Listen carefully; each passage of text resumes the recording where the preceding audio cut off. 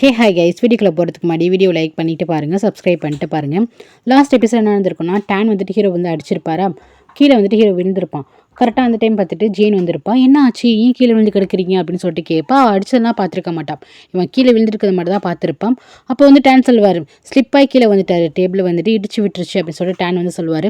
அப்படியா அப்படின்னு சொல்லிட்டு கேட்கும்போது ஹீரோவால் எதுவுமே பேச முடியாதுல்ல, ஸோ ஹீரோ வந்துட்டு அமைதியாகிடுவான். இங்கே பார்த்தீங்கன்னா மேனேஜர் என்ன பண்ணுறாங்கன்னா, ஒரு ஏஜென்சியை வச்சு ஹீரோயினை பற்றி தெரிஞ்சுக்கணும் அப்படின்னு சொல்லி ஒரு ஏஜென்சி வைக்கிறார். அவங்க என்ன பண்ணுறாங்க, இன்வெஸ்டிகேஷன்லாம் பண்ணிவிட்டு இவங்க 2 பேரும் ஒரே இன்வெஸ்டர் தான் படிச்சிருந்துருக்காங்க, லவ் பண்ணியிருந்தாங்கன்னு சொல்லிட்டு எல்லா இன்ஃபர்மேஷனுமே சொல்லிடுறாங்க. இதெல்லாம் இவங்க வந்து ஃப்ரெண்டுக்கிட்டே இந்த ஃபோட்டோஸ்லாம் கலெக்ட் பண்ணி காமிச்சிருப்பாங்க. இப்போ இவருக்கு தெரிஞ்சு போச்சு. நெக்ஸ்ட் ஹீரோ பார்க்க தான் வராரு. ஹீரோ வந்து அடி வாங்கியிருப்பானா, அதுக்கு வந்துட்டு காயத்துக்கு வந்து ஐஸ் பேக் வச்சுட்டு இருப்பான். அப்போ மேனேஜர் வர்றாரு. ஹீரோ பார்க்க வந்து என்ன சொல்கிறேன்னா, நான் இந்த மாதிரி அசிஸ்டண்ட்டை கேள்விப்பட்டேன், நீ ஹீரோயினை வந்துட்டு சென்னை ஆஃபீஸ்லேருந்து அழைச்சிட்டு வந்தியா, ஏன் அவங்க தான் ரிசைன் பண்ணிட்டு போயிட்டாங்களே, ஏன் அவங்கள போய் பார்த்து அழைச்சிட்டு வந்து அப்படின்னு சொல்லிட்டு மேனேஜர் கேட்பாரு. அதுக்கு ஹீரோ வந்துட்டு ஒன்றும் இல்லை, ஜெயின் வந்துட்டு ஆசைப்பட்டாங்க, ஹீரோயின் வந்துட்டு இந்த மாதிரி கல்யாணத்தை வந்து நின்று செய்யணும், என்கேஜ்மெண்ட் மேரேஜ் எல்லாம் வந்து செய்யணும்னு ஆசைப்பட்டா அப்படின்னு சொல்லிட்டு இவன் சொல்லுவான். அப்படியா, அவங்க தான் ஆசைப்பட்டாங்களா, இல்லை எதுவுமே உன்னோட இது கிடையாதா, உன்னோட செல்ஃபிஷ் தானே எதுவுமே கிடையாதா அப்படின்னு கேட்பாங்க. என்ன சொல்கிறீங்க, என்ன பேசுகிறீங்க அப்படின்னு சொல்லிட்டு ஹீரோ வந்து கேட்பான்.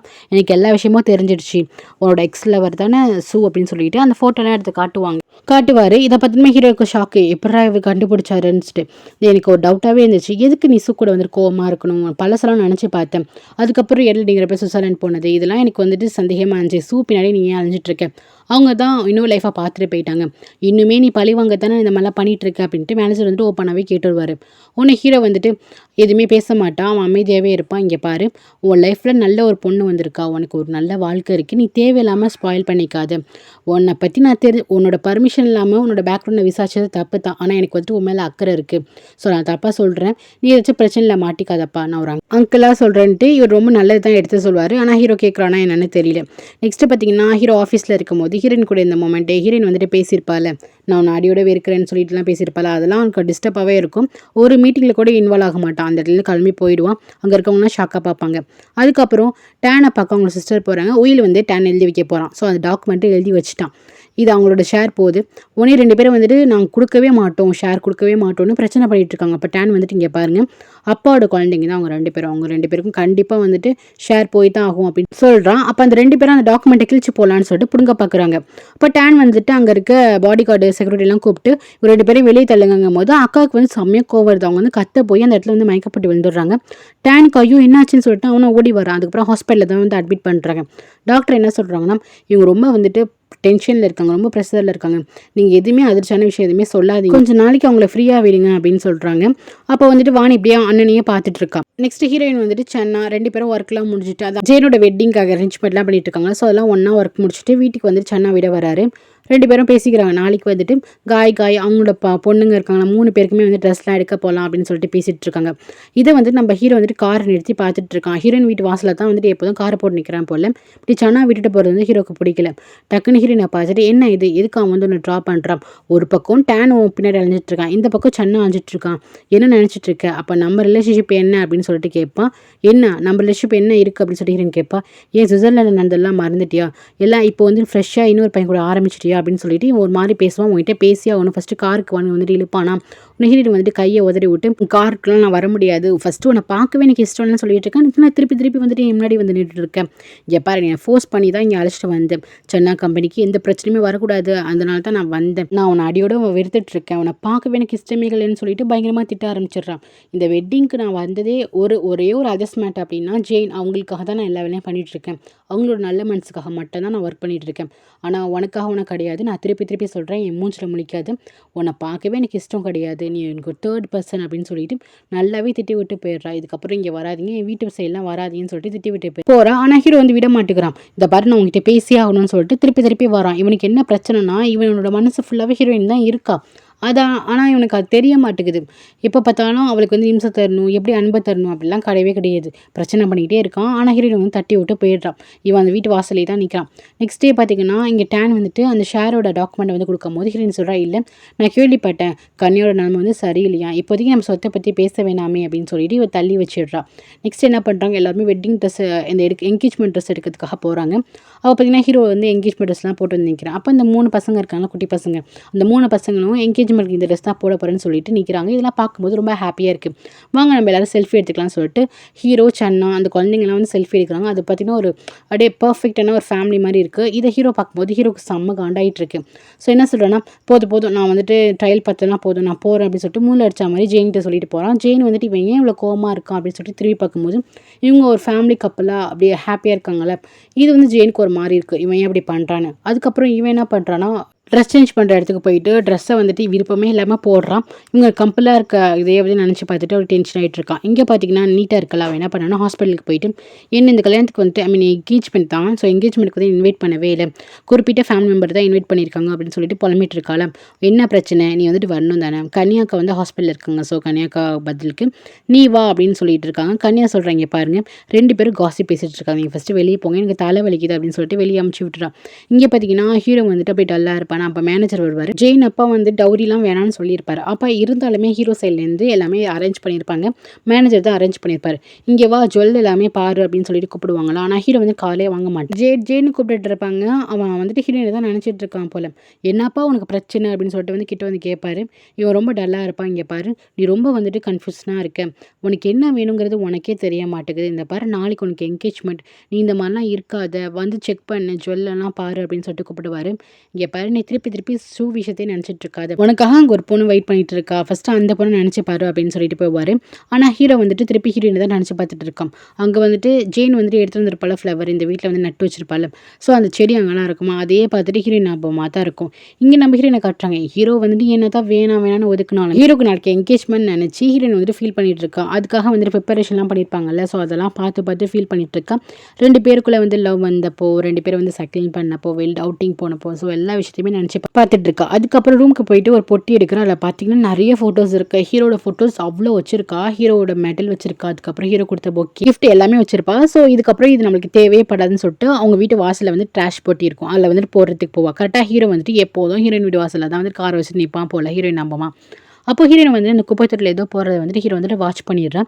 ஹீரோயின் போனதுக்கப்புறம் அதை ஓப்பன் பண்ணி பார்த்தா அது பாக்ஸை பார்த்துட்டே தெரியுது ஹீரோ தான் கிஃப்ட் பண்ண பாக்ஸ் போல். ஸோ அதை பார்த்துட்டு அதை வந்துட்டு எடுக்கிறான் நம்ம ஹீரோ. இங்கே டேனை தான் காட்டுறாங்க. டேன் வந்து ஜெயினை பக்கம் வந்திருப்பாரு. அப்போ வந்து நாளைக்கு என்கேஜ்மெண்ட் சொல்லிட்டு இப்போயே ஒரு கிஃப்ட் கொடுப்பாரு. அது பார்த்தீங்கன்னா ஒரு ஊக் போல், அது கோல்டன் ஊக். அந்த சாரீ இருக்கும்ல, தாய்லாந்து ட்ரெடிஷ்னல் சாரீ, ஏதோ சம்திங் சாரீ ட்ரெஸ் அதில் வந்துட்டு குத்துவாங்க போல். அது அவங்களோட பாட்டி வந்துட்டு கொடுத்ததான். ஆக்சுவலி அது கன்னியாக்கு தான் கொடுத்துருப்பாங்க. ஆனால் இவனோட ஒய்ஃப் கூட அதை வந்துட்டு கொடுக்கலாம். 2 பேரும் யாரும் கொடுக்கலாம். அவன் வந்துட்டு இதை எடுத்துட்டு ஜெயின்கிட்ட கொடுக்கலாம். ஜெயின் ரொம்ப சீரியஸாக கேட்குறா, இது உங்கள் ஃபேமிலி, இதை ஏன் என்கிட்ட கொடுக்குறீங்க போது எனக்கு ரொம்ப ஸ்பெஷல் அப்படின்னு சொல்லிட்டு டேன் வந்து கொடுக்குறாரு. இது கேட்டோமே ரொம்ப எமோஷன் ஆகிடுறா. அதுக்கப்புறம் இந்த என்கேஜ்மெண்ட் இருக்குல்ல, இதை வந்துட்டு அவளுக்கு ஒரு மாதிரி இருக்குல்ல, இந்த என்கேஜ்மெண்ட் பண்ணலாமா வேணாமான்னு சொல்லிட்டு ஒரு டவுட்டாக இருக்குல்ல. ஸோ அதை பற்றி சொல்லிட்டு இருப்பாளா.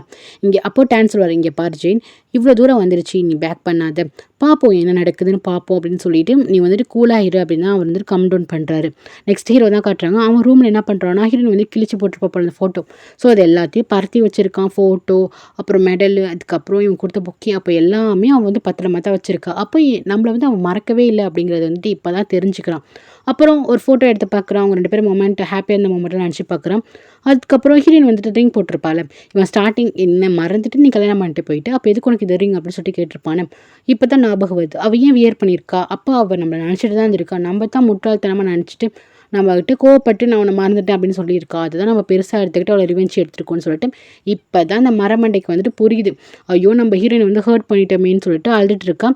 நெக்ஸ்ட் டே பார்த்தீங்கன்னா விடிஞ்சே போயிடுச்சு. என்ன மாப்பிள்ளை ரெடி ஆகுது அப்படின்னு சொல்லிட்டு மேனேஜர் வந்து பார்த்தா ஹீரோ வந்துட்டு உள்ளாரே உட்காந்துருக்கான் ரொம்ப சோகமாக. என்னப்பா ஆச்சுன்னு சொல்லிட்டு கேட்டால் அப்போ தான் அவன் சொல்கிறான், நான் ஹீரோயினுக்கு இந்த மாதிரி நிறைய வந்து ட்ரபிள் கொடுத்துட்ருக்கேன். ஆனால் ஹீரோயின் வந்துட்டு என்னை மறந்துட்டான்னு நான் நினச்சேன், அவள் எல்லாமே வந்து ஞாபகம் வச்சிருக்கா, எல்லா விஷயத்தையுமே பத்திரம் பண்ணி வச்சிருக்கா, நான் தான் தப்பாக புரிஞ்சுக்கிட்டேன், அவளை தப்பாக புரிஞ்சுக்கிட்டு அவளை ரொம்ப ஹர்ட் பண்ணிட்டேன் அப்படின்னு சொல்லிட்டு புலம்ப ஆரம்பிக்கிறான். இவருக்கா ஒன்றுமே புரியல, என்னடா என்கேஜ்மெண்ட் வச்சுக்கிட்டு இவன் இப்படி பேசிகிட்டு இருக்கான் அப்படின்னு சொல்லிட்டு மேனேஜர் வந்து பார்த்துட்டு இருக்காரு. இங்கே பாருப்பா, உனக்கு கல்யாணம் ஆக போகுது, பாஸ்ட் வந்து பாஸ்ட்டாகவே இருக்கட்டும், நீ வந்து தேவையில்லாமல் நினைக்காத, நீ கிளம்பி ரெடியாகி வா அப்படின்னு சொல்லிட்டு கூப்பிடுறாரு. ஹீரோ அப்படியே உட்காந்துருக்கான். இங்கே பார்ப்பா, உன்னை நம்பி தான்ப்பா ஜெயின் அங்கே உனக்காக வெயிட் பண்ணிட்டு இருக்கா, ஸோ அவளை வந்து ஹர்ட் பண்ணிடாத, அவள் ரொம்ப நல்ல பொண்ணு அப்படின்னு சொல்லிட்டு இங்கே இவர் சொல்லிட்டு இருக்காரு. ஹீரோ வந்துட்டு ஆமாம்ல நம்ம ஜெயினை ஹர்ட் பண்ணக்கூடாதுன்னு சொல்லிட்டு அவனுக்கு தோணிட்டு இருக்கு. இங்கே பார்த்தீங்கன்னா ஜெயின் வந்து ஒரு கன்ஃபியூஷன்லேயே இருப்பாள். ஸோ அவங்க அப்பா வந்துட்டு பார்த்துட்டு இவ்வளோ வாட்ச் பண்ணிட்டே இருப்பார்ல. ஸோ அவங்க அப்பா என்ன பண்ணுறாரோ, இங்கே பாருமா, நான் சொல்கிறேன், நீ தப்பாக நினச்சிக்காத, உனக்கு இஷ்டம் இல்லைனா என்கேஜ்மெண்ட் வந்து கேன்சல் பண்ணிவிடு. இங்கே இப்போ வர முக்கியமான விருந்தாடிங்களாம் கேட்டால் இருக்கட்டும், என் பொண்ணுக்கு கல்யாணம் பிடிக்கல, இந்த என்கேஜ்மெண்ட் பிடிக்கல, சொல்லிட்டு கேன்சல் பண்ணிடுறேன். வெளியே எப்படி வேணாலும் பேசட்டும், அப்பாவை பேசட்டும், அதெல்லாம் பிரச்சனையே கிடையாது. உன்னோட சந்தோஷம் தான் எனக்கு முக்கியம். சொல்லுமா, ஏதோ ஒரு தவிப்பில் இருக்க மாதிரி இருக்குது, உனக்கு இது என்கேஜ்மெண்ட் வேணான்னா வேணாடா, நான் ஒன்றும் ஃபோர்ஸ்லாம் பண்ணலை அப்படின்னு அவர் வந்து சொல்வாரா. அப்பா அப்படின்னு சொல்லிட்டு அவர் டக்குன்னு போய் ஹக் பண்ணிப்பா. இந்த அளவுக்கு ஒரு பாசிட்டிவான அப்பா இருக்கார்ல. ஸோ வந்து ஹக் பண்ணிப்பா. ஆனால் வந்துட்டு ஓகேப்பா, என்கேஜ்மெண்ட் ஓகே தாங்கிற மாதிரி தான் சொல்லிட்டு இருக்கா. பார்த்தீங்கன்னா ஒவ்வொரு ஆட்களும் வர ஆரம்பிச்சிருவாங்க. நம்ம கிட்ட வந்து ஆர்கனைஸ் பண்ணிட்டு இருப்பா ஒவ்வொரு இடத்தையும். அப்போ பார்த்தீங்கன்னா லைட்டாக மயக்கம் வர மாதிரி இருக்கும். டக்குன்னு வெளில போவா. டேன் வந்து பிடிச்சிருவாரு. என்ன ஆச்சு அப்படின்னு சொல்லிட்டு கேட்பாரு. இல்லை நைட்டு ஒழுங்காக தூங்கலை போல, அதனால தான் ஒரு மாதிரி இருக்குது அப்படின்னு சொல்லுவாங்க. ஏன் தூங்கலை, என்னாச்சு அப்படின்னு சொல்லிட்டு டேன் வந்து கேட்பாரு. இல்லை இந்த அரேஞ்ச்மெண்ட்லாம் இருந்துச்சுல, ஸோ அதனால தான் தூக்கம் வரல, மற்றபடி ஒன்றும் இல்லைப்பா அப்படின்னு சொல்லிட்டு ரொம்ப கேஷுவலாக போயிடுவா. அப்போ பார்த்தீங்கன்னா அந்த 3 பசங்க வந்து அழகாக அந்த ட்ரெஸ்லாம் போட்டு வந்து நிற்பாங்க. ட்ரெடிஷனல் ட்ரெஸ்லாம் போட்டு ஃபோட்டோக்கு வந்து போஸ் கொடுத்துட்டு இருப்பாங்க. அப்போ பார்த்தீங்கன்னா அந்த நீட்டாவும் வாணியும் வந்துட்டு இருப்பாங்கல்ல. ஹீரோனை வந்து தூரமாக பார்ப்பாங்க. பாரு உங்கள் ஸ்டெப் மாம் அங்கே இருக்கா பாரு அப்படின்னு சொல்லிட்டு காட்டுவாங்க. ஹீரோயின் வந்துட்டு அங்கே இருக்க டஸ்ட்பினோட கவர்லாம் எடுத்துகிட்டு குப்பையெல்லாம் வந்து போட்டுட்டு இருப்பாங்க. நிறைய குப்பைலாம் வச்சுட்டு இருந்திருப்பாங்க, குடிச்ச கோவலாம்.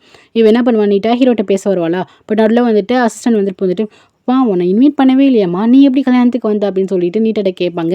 ஹலோ, எங்கிட்ட இன்விடேஷன் இருக்குது, நான் பொண்ணு வீட்டு சைடு அப்படின்னு சொல்லிட்டு உள்ளார போவா. என்னது நீ பொண்ணு வீட்டு சைடு அப்படின்னு சொல்லிட்டு அசிஸ்டன்ட் வந்துட்டு போயிட்டே இருப்பான். இங்கே நம்ம ஹீரோ என்ன பண்ணுவான், அவனோட ஃபோக்கஸ் எல்லாமே வந்து ஹீரோயின் மேலே தான் இருக்கும். ஹீரோ வந்துட்டு டஸ்ட்பின் கவரில் வந்துட்டு திங்ஸ் எடுத்து போயிட்டு இருப்பாளா. அப்போ மேனேஜர் வந்து சொல்லுவார், இங்கே பாரு உன்னோட ஃபோக்கஸ் அங்கே வைக்காதே, இன்னைக்கு உனக்கு என்கேஜ்மெண்ட்டு ஒழுங்கா இருடா அப்படின்னு சொல்லிட்டு போவார். ஆனால் வந்துட்டு ஹீரோ என்ன பண்ணுவானா, ஹீரோயினே பார்த்துட்டு இருப்பான். அதுக்கப்புறம் மேனேஜர் சொல்லிட்டு போயிடுவார். அங்கே பார்த்தீங்கன்னா எல்லாரும் ரெடியாக இருக்கீங்களான்னு சொல்லிட்டு எல்லாருமே வந்து ஜுவல், அதுக்கப்புறம் வந்துட்டு நிறைய இதெல்லாம் அந்த சீதனம்லாம் இருக்கும்ல, ஸோ அது எல்லாமே எடுத்துக்கிட்டு எல்லாம் ரெடியாக இருக்கீங்களா, உள்ளே போகலாமா அப்படின்னு சொல்லிட்டு மேனேஜர் வந்துட்டு போவாராம். அப்போ அசிஸ்டன்ட் ஓடி வந்துட்டு ஹீரோ வந்துட்டு காணும் அப்படின்னு சொல்லுவாங்க. அதுக்கப்புறம் ஹீரோ எங்கே போயிருப்பானா, ஹீரோ வந்துட்டு குப்பையை வந்துட்டு போகிறதுக்கு போயிருப்பாள். ஸோ அவங்க வந்துட்டு போயிட்டு எனக்கு எல்லாமே தெரிஞ்சு போச்சு அப்படின்னு சொல்லிட்டு சத்தம் போட்டு பேசுவானா. இங்கே பார்த்தீங்கன்னா உள்ள நம்ம ஹீரோயின் வந்துட்டு ஜெயின் வந்துட்டு அழகாக ரெடியாகி ப்ரெட்டியாக இருப்பா. என்ன வெளியே சத்தம் கேட்குது அப்படின்னு சொல்லிட்டு அவள் வந்துட்டு இருக்கா. உன்னை ஹீரோயின் கேட்பா, என்ன உங்களுக்கு பிரச்சனை அப்படின்னு சொல்லிட்டு கேட்பாலாம். இல்லை நீ வந்துட்டு மறந்துச்சுன்னு சொல்கிறது எல்லாமே போய், நீ எதுக்கு நேற்று நைட்டு எல்லாத்தையுமே கிழிச்சு போட்ட, அப்போ இத்தனை நாள் எல்லாமே கேரி பண்ணி தானே வச்சுருந்தேன், அப்போ நீ இன்னும் என்னை மறக்கல தானே, நம்ம 2 பேரும் லவ் தானே பண்ணிட்டு இருக்கோம் அப்படின்னு சொல்லிட்டு ஹீரோ வந்து கேட்பான். இப்படி இவங்க 2 பேரும் பேசிட்டு இருக்கிறத வந்துட்டு ஜெயின் வந்து காலை வாங்கிடுவா. ஹீரோயின் வந்துட்டு கையை எடுத்து விட்டு என்ன லவ்வா, நம்மளுக்குள்ள லவ்வா அப்படின்னு சொல்லிட்டு வந்து கேட்பான். ஆமாம், நம்மளுக்குள்ள லவ் தானே இருக்குது, நீ எதுவுமே நான் மறக்கல அப்படின்னா என்னை ட்ரூவாக லவ் பண்ணிட்டு இருக்கேன், என்னை வந்து நினச்சிட்டு இருந்திருக்கேன், நான் தான் தப்பாக நினச்சிக்கிட்டேன் அப்படின்னு சொல்லிட்டு ஹீரோ கேட்பான். இங்கே பாருங்கள், நம்மளுக்கு இதை பற்றி பேசுறதுக்குலாம் ஒரு ரைட்ஸுமே கிடையாது, ஃபஸ்ட்டு இங்கேருந்து போங்க, நான் எப்போயும் உங்களை மறந்துட்டேன், உங்களை திருப்பி நான் சொல்கிறேன், பார்க்க இஷ்டமே கிடையாது, நான் ஜெயின்காக மட்டும் தான் இங்கே வந்திருக்கேன் அப்படின்னு சொல்லிட்டு போயிடுவா. இது எல்லாத்தையுமே வந்து ஜெயின் காலில் வாங்கிடுவா.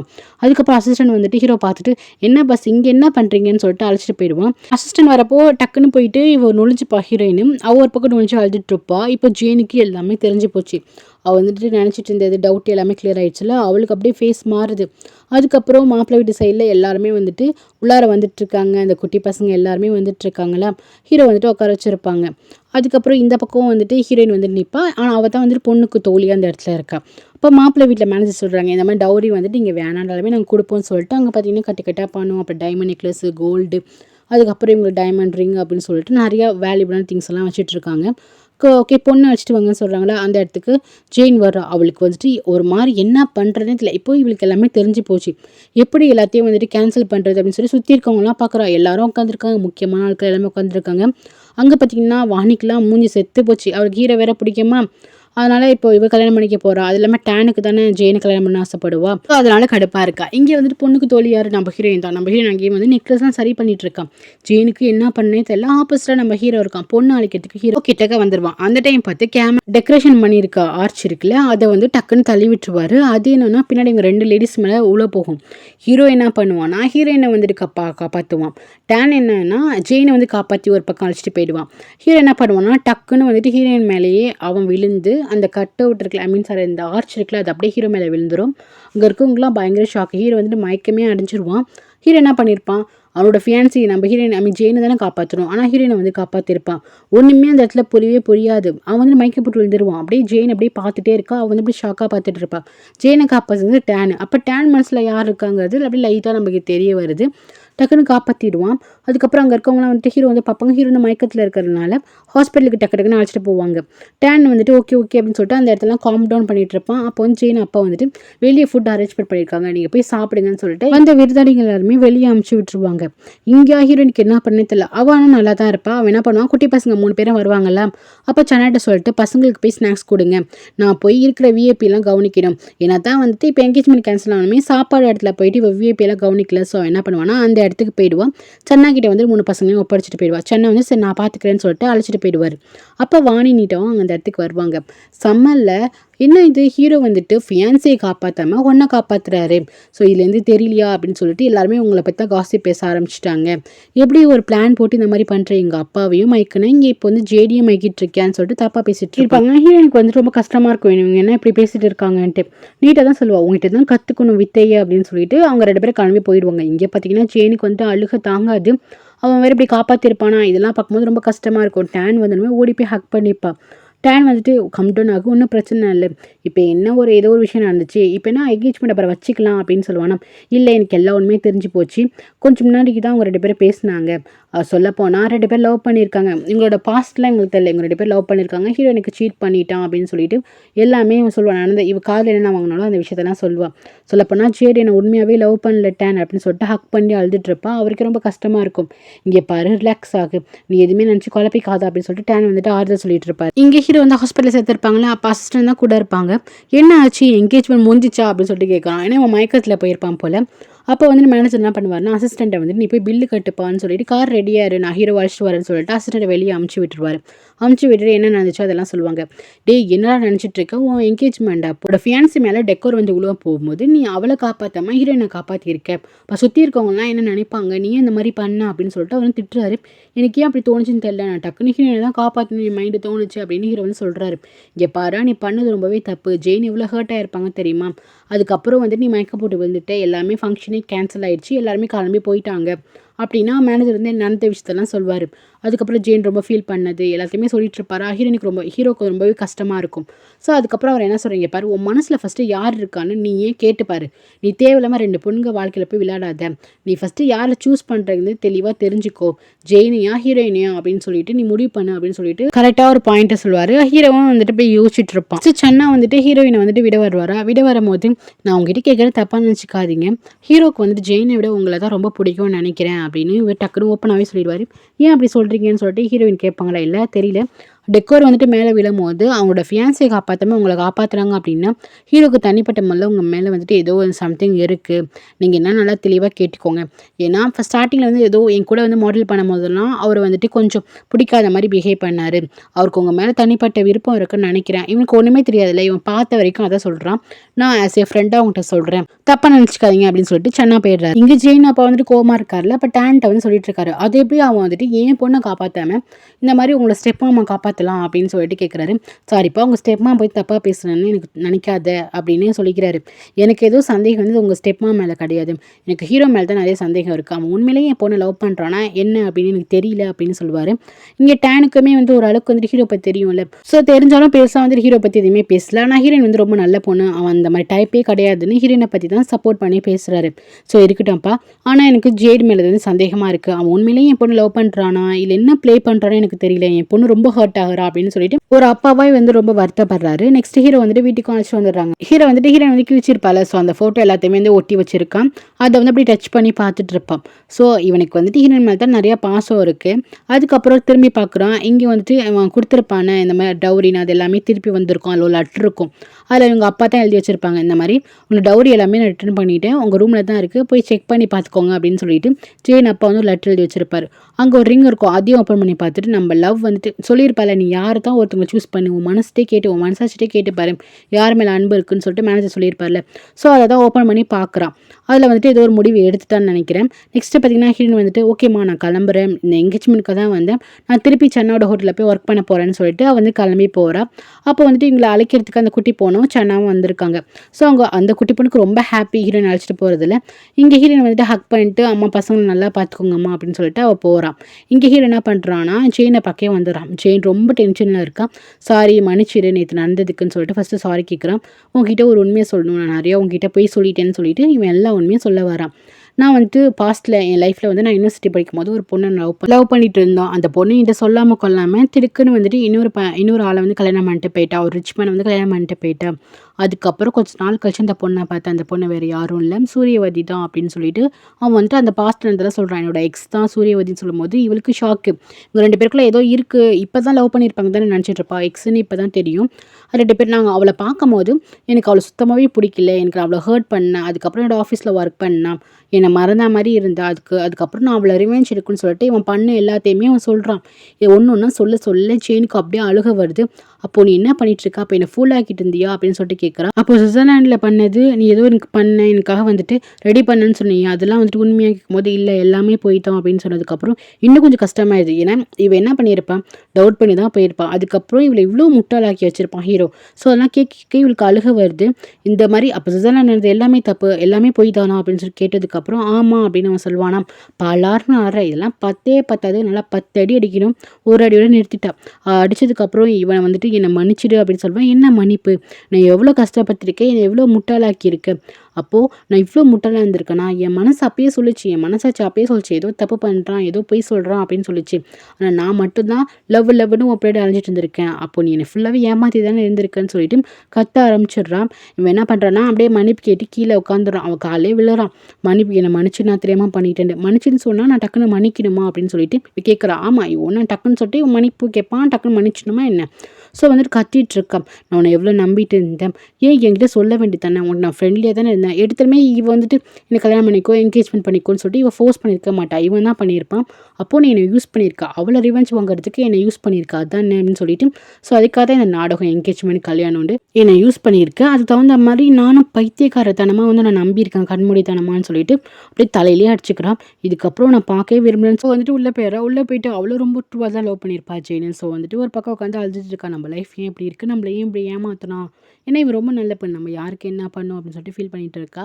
இங்கே ஹீரோக்கு பயங்கர கில்ட்டியாக இருக்குது. அவன் வந்துட்டு வெளியே வந்துடுறான். அப்படியே பார்க்குறான், ஜெயின் வெளியே பார்த்துட்டு இருக்கான். இதுக்கப்புறம் இது எல்லாமே இவங்க அப்பாவுக்கும் தெரிஞ்சிச்சு.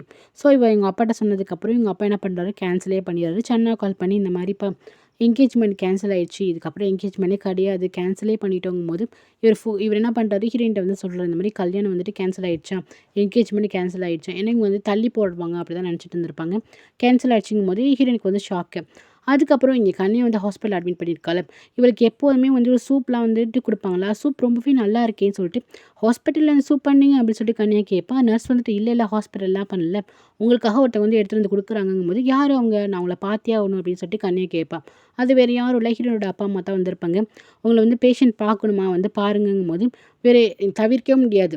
ஸோ வந்து நிற்பாங்க. இவங்கள பார்த்துமே செம்மையாக கத்த ஆரம்பிச்சிடாது, நீங்கள் தான் எனக்கு வந்து ஃபுட் எடுத்து வந்து கொடுத்துட்ருக்கீங்களா, அப்போ அந்த ஃபுட்டை நீங்கள் என்னத்தை கலந்தீங்க, கண்டிப்பாக விஷம் தான் கலந்துருப்பீங்கன்னு சொல்லிட்டு இவ வந்து கோவப்பட ஆரம்பிச்சிடுவா. இவ தான் கோவப்பட்டா இவளுக்கு வந்து ஒரு மாதிரி மயக்கம் வரும், ஒரு மாதிரி அப்படியே ப்ரெஷர் ஆனால் அப்படியே ஒரு மாதிரி ஆகிடுவாள்ல. ஸோ அந்த மாதிரி ஒரு மாதிரி ஆகிடுறா, மூச்சுலாம் வந்து திணறுது. அப்போ நர்ஸ் ஓடிட்டு வந்து என்ன பண்ணுறான்னா ஊசி போடுறாங்க கம் டவுன் ஆகிறதுக்கு. அதுக்கப்புறம் அவள் வந்து கொஞ்சம் ரிலாக்ஸ் ஆகி அப்படியே கண்ணு மூடி தூங்குறான். இவங்களுக்காக ரொம்ப கஷ்டமாக இருக்குது இந்த பொண்ணை பார்க்கும்போது. இல்லைம்மா இப்படி தான் இவங்களுக்கு வந்து கோவம் வந்து அப்படி ஆயிடுவாங்கன்னு சொல்லிட்டு நர்ஸ் சொல்லிட்டு போகிறாங்க.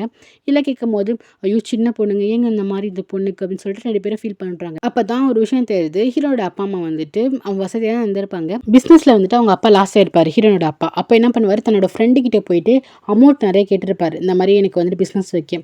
ஸோ அவருக்கு வந்து கேரண்டிக்காக என்ன பண்ணியிருப்பாருன்னா தன்னோட பொண்ணே வந்துட்டு டேனோட அப்பா கல்யாணம் பண்ணி வச்சிருப்பார். ஸோ இதனால தான் கல்யாணம் பண்ணி வச்சிருப்பார். ஹீரோயின் வந்துட்டு ஒரு ஃபேமிலி சுச்சுவேஷனுக்காக தான் வந்துட்டு ஹீரோனை ஒத்துட்டு கல்யாணம் பண்ணியிருப்பா. இதான் நடந்திருக்கும். இப்போ என்ன சொல்கிறேன்னா தன்னோட ஃப்ரெண்டோட பொண்ணு கன்யா, அவள் என்னத்தை நம்ம ஹர்ட் பண்ணாலும் நம்ம வந்து அந்த பொண்ணு நல்லா பார்த்துக்கணுமா அப்படின்னு சொல்கிறாரு. என்ன ஹர்ட் பண்ணாலும் கொஞ்சம் அட்ஜஸ்ட் பண்ணிக்கமாங்கும் போது ஓகே நான் வந்து அட்ஜஸ்ட் பண்ணிக்கிறேன், நம்ம பொண்ணு வயசு தானே இந்த பொண்ணுக்குன்னு சொல்லிட்டு அவங்க வந்துட்டு தான் பொண்ணு மாதிரி பார்த்துக்குறாங்க. இது வந்து கன்யா வந்து முடிச்சுட்டு இதெல்லாம் காலில் தான் கேட்டுட்டு இருக்கான்.